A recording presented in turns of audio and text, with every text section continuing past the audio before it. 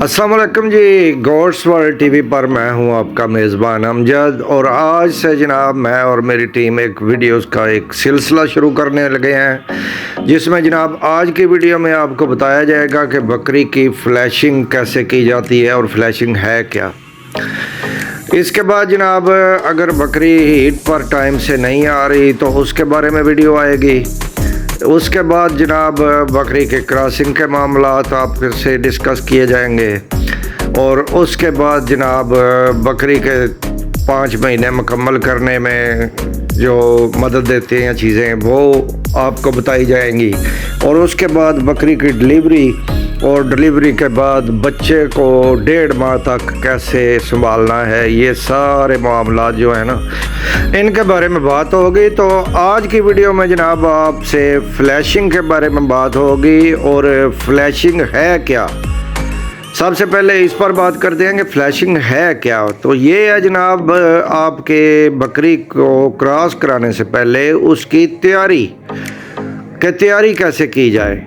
तो सबसे पहले जनाब आपने क्या करना है कि अपनी बकरियों के खुर चेक करने हैं कि वो बड़े तो नहीं हुए, उनके नाहन उतारने वाले तो नहीं, क्योंकि 5 महीने फिर उसने इन पैरों पर वज़न उठाना है और वो अगर तकलीफ़ में हो तो फिर काफ़ी मामलात ख़राब हो जाते हैं। तो सबसे पहले आपने उसके खुर बनाने हैं और अगर आप नहीं जानते कि खुर कैसे बनाए जाते हैं तो मेरे चैनल पर इस बारे में एक वीडियो मौजूद है, उसे आप जाकर देख लें और खुर बनाएं। इसके बाद जनाब आपने बकरी के पूंछ और पिछली टांकों के बाल जो है ना वो काट लेने हैं।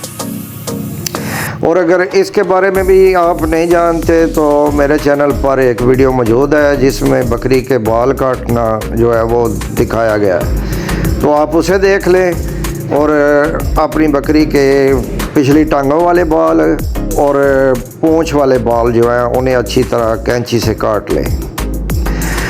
और कैंची आपने छोटी लेनी है, बड़ी कैंची जो है ना उसमें जल्द भी आ जाए तो फिर वो महसूस नहीं करते। बाज़ औक़ात नया आदमी जो है ना वो बकरी की जल्द भी काट देता है और ऐसा हुआ है, इसलिए मैं आपको कह रहा हूँ कि कैंची आपने छोटी लेनी है जिससे ज़्यादा थोड़ा ज़ोर लगे और एक साथ कंघा ले लें।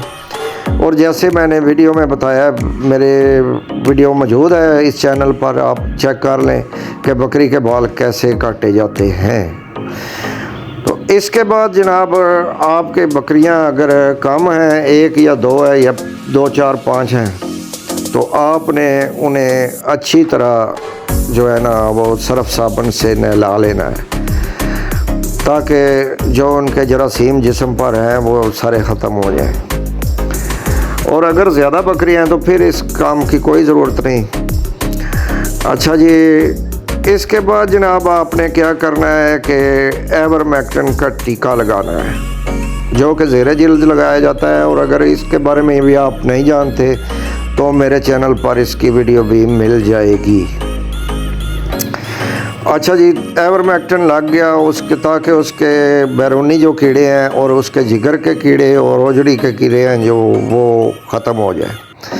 और अगर एवरमेक्टिन जो है वो आपने लगा लिया है तो 2 या 4 दिन के बाद आपने ओरल जो है ना वो गोटलैंड फार्म की बनी हुई दवाई दे सकते हैं। वैसे भी मिल जाती है, जो काफ़ी अद्वियात मिल जाती हैं डिवर्मिंग के लिए, लेकिन गोटलैंड फार्म की जो आई है ना दवाई उससे काफ़ी अच्छा रिज़ल्ट आया है, वो आपने दे लेनी है। और इसके बाद जनाब आपने बकरी को खुराक शुरू कर देनी है और ख़ुराक आपने 1 महीने तक बहुत ही अच्छी देनी है जिससे उसकी तमाम जो है ना कमज़ोरियाँ वो दूर हो जाएं।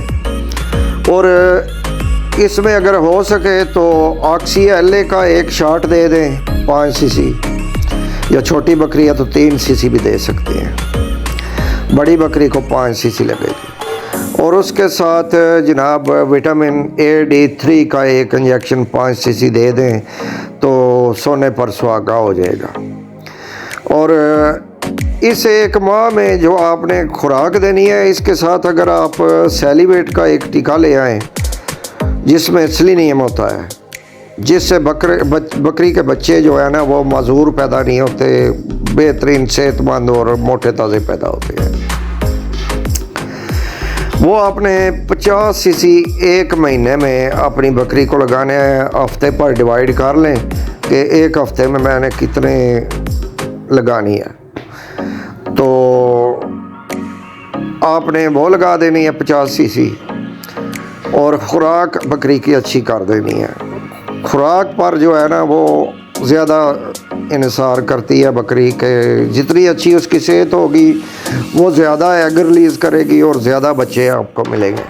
اور اب آپ نے ایک کام اور کر لینا ہے، جہاں پر آپ نے بکری یا بکریاں رکھی ہوئی ہیں وہاں پر آپ نے اچھی طرح سپرے کر لینی ہے، اور نیچے سے صفائی کر کے نیچے چونا جو ہے نا اس کا چھڑکاؤ کر دینا ہے۔ تو فلیشنگ کا عمل جناب میں نے تقریباً آپ کو بتا دیا ہے، تو اگلی ویڈیو میں جناب آپ کو یہ بتائیں گے کہ اگر بکری کراس ہونے کے لیے تیار نہیں ہو رہی، یعنی ہیٹ پر نہیں آ رہی، ٹائم پر ہیٹ پر نہیں آ رہی، تو اس کے بارے میں آپ کیا معاملات کریں گے اور کیا کیا کھلائیں گے کہ آپ کی بکری ٹائم پر ہیٹ میں آ جائے۔ کیونکہ اگر بکری ٹائم پر ہیٹ میں نہ آئے تو وہ آپ کا نقصان کرتی ہے کہ ٹائم پر بچے نہیں دے گی، اور بچے جو ہے زیادہ سردی یا گرمی کی وجہ سے مسئلہ بنیں گے۔